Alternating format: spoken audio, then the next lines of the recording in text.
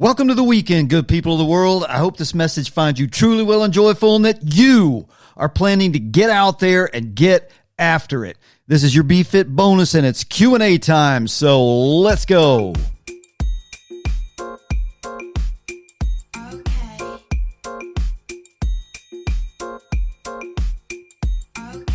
What is good in your hood, Balanced Fit family? This is bFIT bonus, the soft cotton hoodie in Balanced Fit Radio's bottom drawer.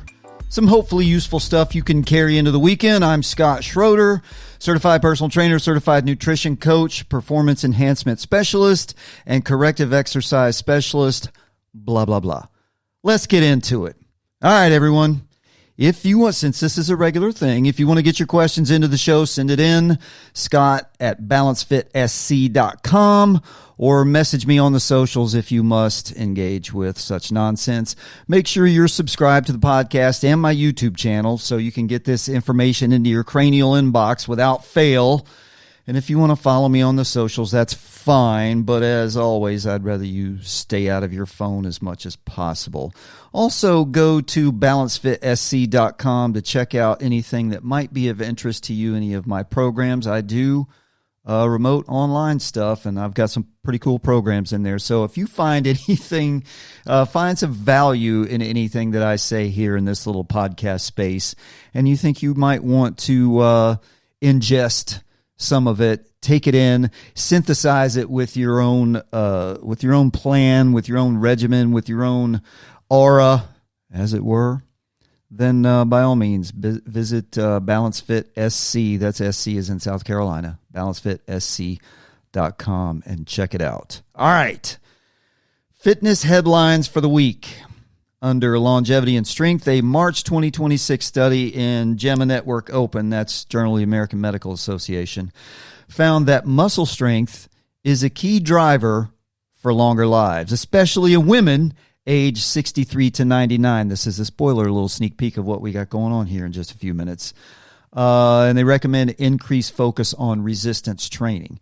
Now, I'll be 57 here in about a month, and my mother's generation, and even shortly following those, probably the beginning of Gen X too, there was not a really an impetus for any kind of resistance or strength training for whatever reason. It was probably had a lot to do with inertia, with carryover. It just maybe was a bit unseemly for previous generations for women to be in the gym, jacking steel around and getting strong. And I'm sure, lots of things carry on for no other reason but inertia before somebody corrects. And we have corrected. Let's not revisit the stupidity of the past. Actually, let me restate that. We should revisit the stupidity of the past from time to time to remind us of the stupidity of the past. However, what we don't need to do is dwell on it as if it still exists. Okay? So, this is very good, particularly for anyone, resistance training, but particularly for older women because of two things, sarcopenia and osteopenia/osteoporosis, which is the age-related progressive loss, sarcopenia, of muscle tissue, and then, of course, osteopenia, osteoporosis, the loss of bone mineral density and bone mass. Resistance training, in other words, moving heavy stuff around or using resistance bands to stress the muscles and the bones and the connective tissue, helps fight both sarcopenia and osteoporosis. So by all means, everybody, but ladies, no matter your age, no matter your space, where you're at, what you're doing, get out there and pick up heavy stuff and put it down. You will likely live longer, and it comes with a whole lot of, not only will you, and you know what, here's the thing, you may not live longer, but the days that you do live will be much better. That's a better way to think about it. You never know what's going to take you out, right? Genetically or environmentally, you have no idea what's going to take you out. So why not be stronger, healthier, more capable in the days that you are here, and forget about the number of those days. Think more about, don't forget about it. You know what I mean. We all want to be here longer. But focus on the quality of those days rather than the quantity of those days. But these things come, the staving off of or reversal of sarcopenia and osteopenia / osteoporosis have benefits beyond the first order benefits of adding muscle mass and reducing bone mineral density loss and all that stuff. And you're going to prevent falls. You're going to be stronger. Your connective tissue is going to be stronger. You're going to have stronger bones, stronger muscles, stronger bones if you do fall, because we all fall. Doesn't matter what, elite athletes fall. So are you going to be able to recover from that or not get injured in the first place or reduce the severity of your injuries? There's a psychological component to this. If you're stronger, you feel better. If you're stronger, you're leaner. If you're leaner, you feel better. You don't just feel better physically because you can stand up straight and you can move through life with a sense of purpose and you can engage in the things that bring you joy and take care of your responsibilities. There's a psychological component to being leaner, to feeling better. Okay, so that is going to help. There is a direct connection to positive psychology, positive emotions, and longevity, and also the, as I said, the quality of those days and your years, not just the quantity. The things that this helps reduce, things that come along with hormonal changes, poor nutrition, chronic disease, all that kind of stuff, you can really pull a 180 or close to it if you engage in resistance training. Moving on. I like this one. Anytime I see Gen Z or anybody after that, I don't know, millennials, I don't know about y'all, man. Is it too late? Do you need some help? Yeah, you do. But anyway, Gen Z, anytime I see Gen Z or even Alpha, although they're a little young for really cultural evolutionary stuff, but Gen Z is apparently heavily adopting high rocks in their lives. And if you don't know what that is, high rocks it's a competitive fitness race that involves a lot of running and a lot of shoving, pulling, throwing, lifting heavy stuff. Essentially, it's competition based. It could be individual, it could be tag team, it could be teams, things like that. But you're going to have a bunch of 1K runs interspersed with sled pushing and sled pulling and burpees and broad jumps and rows and farmer carries and sandbag lunges and wall balls and all kinds of stuff like that. So, Gen Z, I'm happy for you. I love it. You guys need to take ownership of this culture and steer us back out of the ditch, okay? You guys don't leave it to the alphas, okay? Take charge of this. Forget about what's going on now. Don't try to live in the world you want. You need to live in the world you have and make it the world you want, okay? Where everybody can live, where all of our little Venn diagrams overlap and we're all able to do the stuff that we need and want to do without being forced into something, but add your good stuff to it. So pull everybody with you, pull the tide, initiate the tide that pulls everybody, the tide of wellness, fitness, and health that pulls everybody along. So, with high rocks, the one thing I would caution you on, just like CrossFit, is because this is so intense, it's easy to get involved with quickly and then burn out, flame out due to injury or other stuff. So just be mindful. Train yourself up to high rocks. Don't just jump off the couch into a high rocks competition. And also make sure that your training is balanced. This is a HIIT. This is high intensity interval stuff. And as the word intense is in there, so we don't want to go, it's not healthy to rely completely on an intense training regimen, but get after it. I'm proud of you. I'm happy for you, and let's keep after it. Here's a thing in fitness industry trends. Planet Fitness is apparently focusing on integrating with GLP-1 users, the weight loss drug, emphasizing the need for strength training to combat muscle loss. Now, how I interpret this, I'm gonna stay positive here, and how I interpret this is that there was an exploding trend, of course, when GLP-1s hit the pop culture hit en masse as a quick fix to weight loss without the work. And as marketers will do, they're marketing it to you as science. And the celebrities and people who endorse this crap really should be ashamed of how they put it forward, because they're not telling you what happens when you get on one of these GLP-1s and you don't combine it with other lifestyle changes. You just take the injection, you lose the weight, but you don't do any resistance training or any cardio fitness training. And so essentially, yeah, you're losing weight, but you're also losing a lot of muscle mass with it too. You're not getting mentally healthier. You're not getting physically healthier if you're not adjusting your nutrition along with it. You're just losing weight. Great. Okay. Guess what? You stop taking that little jab, you gain the weight back real quick if you haven't made those lifestyle adjustments. So they're not telling you that. So I'm not going to tell anybody I'm going to tell you what to do. I'm not going to tell you what to do. However, I don't like it.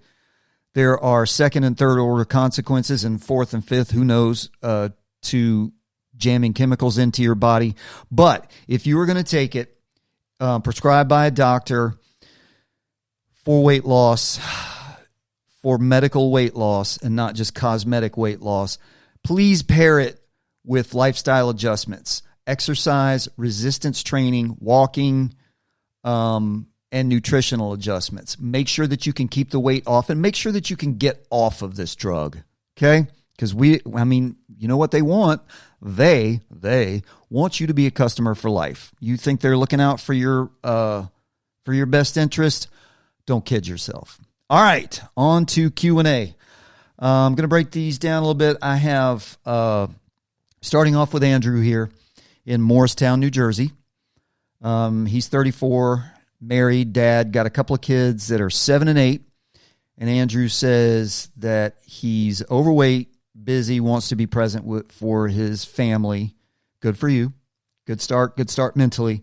The question comes down to, where do I realistically start with a fitness plan when I'm exhausted every day and already feel behind? Fair enough. Okay, Andrew. The first thing I see is not start a fitness plan. It's I'm exhausted every day. So before we get into talking about any kind of weight training, walking, running, cardiorespiratory fitness, any sort of training program, let's back up for a second, take a pause, and figure out why you're already exhausted every day. Now, outside of the fact that you have 2 young kids, let's not be stupid. That's exhausting, okay? Being a parent is exhausting. Living life can be exhausting. You're working, you got kids, you're trying to be there for your wife, and you're trying to have a social life. You're doing all the things that a good, full, rich life should have. However, there are things we can look at. We'll start with this one. And once again, with 2 young kids, it's tough. But you don't have toddlers. Says they're 7 and 8. So, are you sleeping? Do you have a routine? Are you taking in caffeine late in the day? And that's not just coffee. Think about everything that might have caffeine in it or high sugar stuff. Screen time. Are you taking your phone to bed with you and doom scrolling while you're lying in bed? Or are you sitting in front of one of these screens with not only the light, but the data stream, and your brain focused on this BS within an hour, less than an hour before sleep, before bedtime? If so, you need to check that. You need to adjust. We might need to have, as I always talk about, might need to have the metaphorical funeral for old Andrew, so we can get rid of some of these things. So you need to create a routine for sleep. You need to go to bed and get up at the same time every day. Okay? You might have to ask your family members to adjust with you. If they love you, they will. Your kids aren't going to understand this, but your kids are going to understand that dad's trying to get healthy and making some changes to do that. It's on some level they're going to understand that, and you can gamify this stuff with your kids to help with that. So get yourself a sleep routine, get in bed at roughly the same time, and get up roughly every day, every night. Get up roughly the same time every morning. Start a routine with that. The routine needs to go all the way out to when you brush your teeth, floss. How the regimen of how start a plan. Okay, start a regimen. And get yourself into a routine. and stick to that routine until it becomes innate, till it becomes self-engendering, as we talk about. Next is obviously your nutrition. There is stuff, crap, garbage that we put into our bodies that affect our energy. Are we eating a bunch of fried foods? Are we eating a bunch of oily stuff? Are we eating a bunch of saturated fat? Are we eating a bunch of industrial baked goods? A bunch of stuff that's loaded with salt and sugar. All of this stuff is going to cause hypertension, and it's going to cause inflammation. Inflammation is the number one cause of pain, and pain means we can't sleep. Okay? So how's your nutrition? I'm not asking you to think right now and break down everything that you do, but be honest with yourself, Andrew, and think, are there changes that I can make based on just like the little bullet points that I just said that can sort of nudge us in the right direction? Alcohol. Are you drinking or taking in any kind of other intoxicants? Because yes, alcohol is a depressant and it will knock us out, but it will absolutely jack with your deep sleep, and you will wake up in the middle of the night, and it will be very difficult for you to go back to sleep. Like your REM cycle and your deep sleep cycles will be interrupted, but you'll also have to get up to pee. So we need to think real hard about alcohol.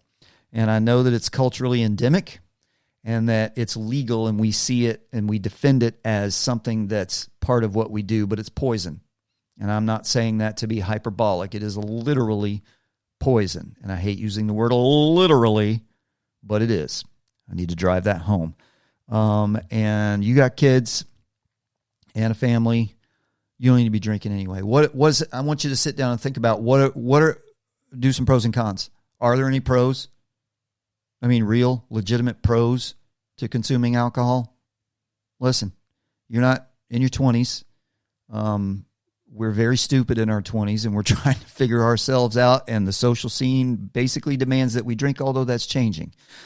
Gen Z is not drinking not as much as we did. For sure, Gen X, and nobody drinks as much as the boomers.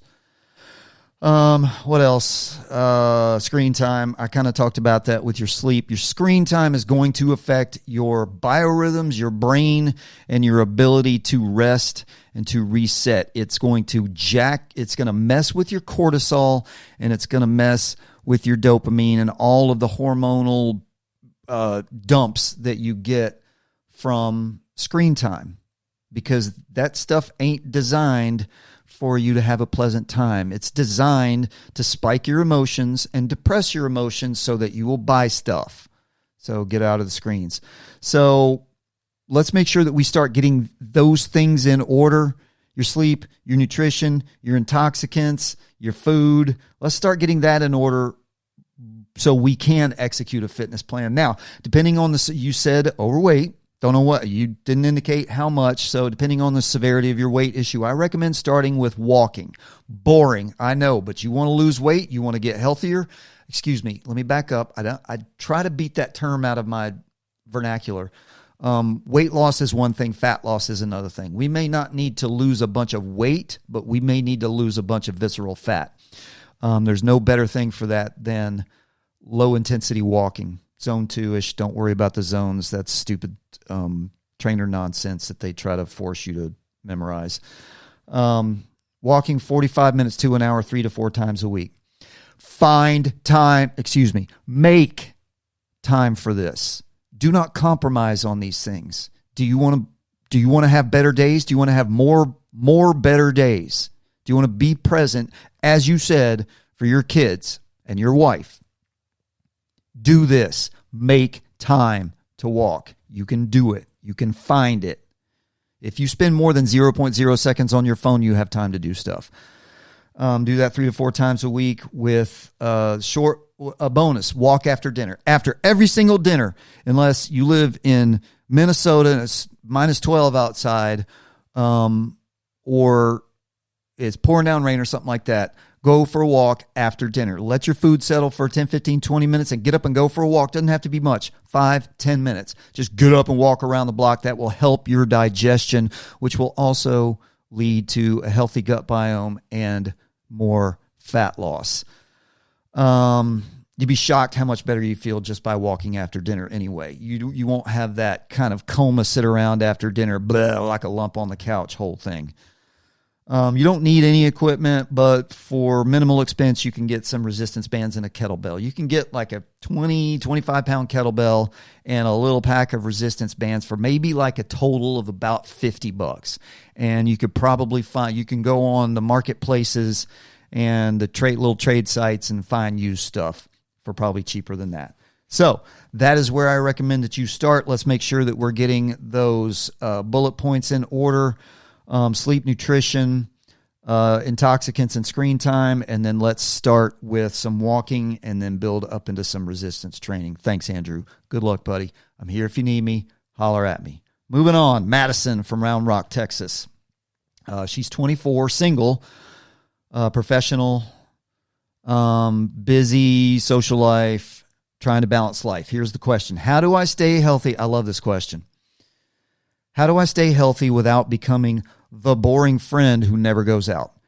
Excellent question, Madison, because you're 24 years old. You should be out there living life. You should be enjoying things. You should be exploring. You should be finding yourself. You should be evolving yourself. You should be putting good people around you. You should be mixing it up. You should be out there doing things, connecting with folks. So, here we go. How do you stay on a fitness regimen? How do you stay healthy without becoming the boring friend? So, like I told Andrew, this is true for everybody. We may have to have the metaphorical funeral for old Madison, even though old Madison's only 24. You're going to have to make some adaptations. First of all, who are you hanging out with? Who do you want to be? These are the questions. You start with who do you want to be. Balance who you are with who you want to be. Let's make sure we find where those two intersect and start moving towards who we want to be and away from who we are without making draconian changes that typically fizzle out, that never last. What's your grand plan? Where do you see yourself in 1, 5, 10, 30 years? You need to think about this stuff. I know you're only 24, but you need to think about this stuff. Have you ever thought about it? Write it down. Just get a pen and paper. Don't put it in a notes app. Get a pen and paper and write this down. Does your current crowd, I'm sorry, let me back up for a second because this is really important. Write your plan down. Quick and dirty. Don't make an outline. Don't do anything like that. Just scribble and make broad strokes, like overall, in general, who do you want to be? I don't care about whether you want to be the CEO of a Fortune 500 company, whatever. Just broad strokes about who the person Madison should be in your vision, holistically. And going back to the people with whom you surround yourself, does your current crowd align with where you want to be, with that plan you just wrote down? If not, you're going to have to make some changes. That doesn't mean you cut people out of your life. That means you adjust your social life. Okay? So work. Does your work require you to do a little? Some people work in industries that actually require them to be social, to go out, to eat, drink, and do stuff. Does your work require you to do a lot of social stuff that you wouldn't ordinarily do? That's a tough one because, we can't just jump up and quit our job because they need us to go to a party on the third Friday of the month to entertain clients, but you can adjust what you do at that party. You don't have to drink, or you can severely curtail your drinking. Have a glass of wine and then have some water. No one's going to judge you. And if they do, that's on them. That is a them problem, not a you problem. Eat before you go to these things.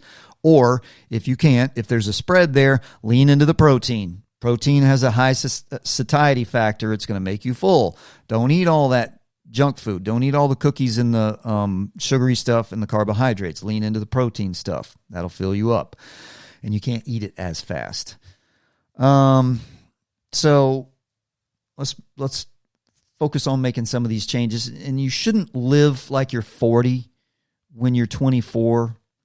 So don't worry about that. These are vastly different people, but you do need to live 24 without putting 40 in a hole. So that's how you make these little adjustments with that. And here's a big thing, and this is tough at your age. Learn how to say no.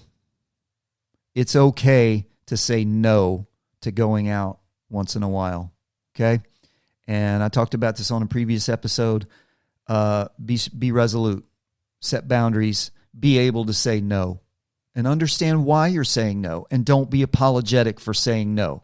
I got to get to bed. I got to get to work. I got to train, whatever it is. Those are your reasons, and they're valuable to you.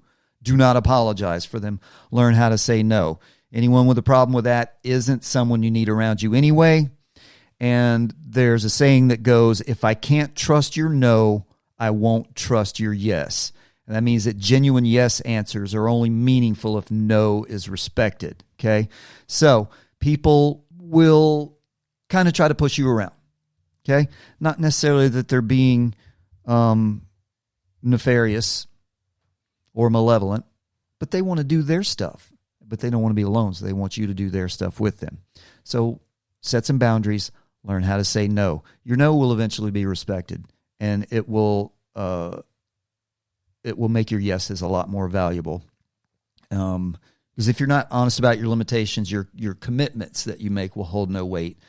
And balancing fitness with a social life, this is about time management. As I mentioned to Andrew, make the time. The time is there. Make the time. And I'll say this once again, if you spend more than 0.0 seconds on your phone, you have time to do something. Give a time and a place for each of your lives, your fitness and your social life. Give a time and a place for each of those, and don't allow the other to interrupt that. So if you have gym time or workout at home time or walking or running or whatever the heck it is you do time, do not let the other overlap or interfere with that. Same thing with your social life. When you do say yes to going out, don't tell people no on that time that in your judgment that will be good for you or beneficial or healthy for you to go out and have a good time. Don't let a hard regimen make you say no to that. Give each other their place and their time. For time management, keep your workout short and focused. You don't have to work out for 60 or 90 minutes. You can get a real good workout in 20 minutes. If you need help, call me. And make good choices. As I kind of mentioned this earlier, make good choices. When you do go out, food and drink, easy on the alcohol, drink water, eat beforehand. If you can't do that and there's food there, lean into the protein, stay away from the sugar and the carbs. There you go. Start there. I hope you had your pen and paper that I told you to get out along with your life plan. And write this stuff down. Like I said, I'm here if you need me. Keep after it. Good job. I'm glad you're thinking about this. At 24, you're ahead of the game. I'm glad you're thinking about this. I have Amy from Tempe, Arizona. Tempe or Tempe? I've heard both. Tempe sounds a little odd to me, so I'm going to go with Tempe. Please feel free to correct me in the comments if I'm wrong. Anyone from that area of the world. I do like to use vocabulary correctly, and especially the pronunciation of proper nouns, place names, and people names. I don't like to get those wrong. I feel it's a disrespect thing if I don't do my best to give the courtesy of correct pronunciation. So anyway, Amy in Tempe. I just said it there, didn't I? Tempe. She's 51 and she's active. Her big thing is longevity and capability. And she asks, what kind of training matters most if my goal is staying capable into my 60s and 70s? Excellent. I hope you were listening to the fitness headlines of the day, because it referred right back to it when it comes to resistance training and fitness training for women in your demo, in your age group. You need to get out there and get ahead of sarcopenia. If you recall, sarcopenia is the age-related loss of muscle mass. And by the way, that starts around 30. There's nothing you can do about this yet. It starts around 30 and really accelerates after 60. So stay on it. Resistance training helps with sarcopenia and osteopenia and osteoporosis. So without getting into super details about what kind of stuff that you should do. Resistance training focusing on the fundamental human movement patterns. That's your push, pull, squat, hinge, lunge, rotate, etc. Gait, all those things. You just never can find if there are 5 human movement patterns or 7 or 8 or 12. People just keep adding on to them. And if you add on that much, if you keep adding on, they stop becoming fundamental, or stop being fundamental. Anyway, focusing on those movement patterns, push, pull, hinge, squat, and your gait or a lunge kind of works with that too. This is going to help increase bone mineral density and strength, and it's going to fight off those little demons of osteopenia, osteoporosis, and sarcopenia. Focus on compound movements. This kind of like helps with Madison, is to shorten your workout. So why do 5 different things when you can do one that incorporates all those? So compound movements based around the fundamental human movement patterns that involve a lot of Olympic lifts, and you can combine Olympic lifts. You can combine something that's one lift with a bar or dumbbells that incorporates a deadlift, a squat, a hang clean, a press. You can put all kinds of stuff in there, make it one movement, sort of compress these moves into one compound movement that not only saves time but works a lot of muscle groups. Because you're not a bodybuilder, I presume. We're not looking to add tons and tons of muscle mass. We're looking to preserve and add a slight amount of muscle mass as in relation to how you're aging. And cardiorespiratory training, of course, offers critical health advantages for senior women, including, I don't like to throw out a lot of numbers, but this, you need to hear this, a 64% relative risk reduction in mortality. That is death. So that seems like a worthy investment. The other things you're going to get out of becoming stronger and having stronger bones is fall prevention, mobility. Your gait's going to be better. You're going to have better joint health. It's going to help your sleep and help your cognition, your brain power. So, Amy in Tempe, Arizona, get after it. Pick up heavy stuff and put it down. Get your body moving and stay healthy, stay fit, stay well.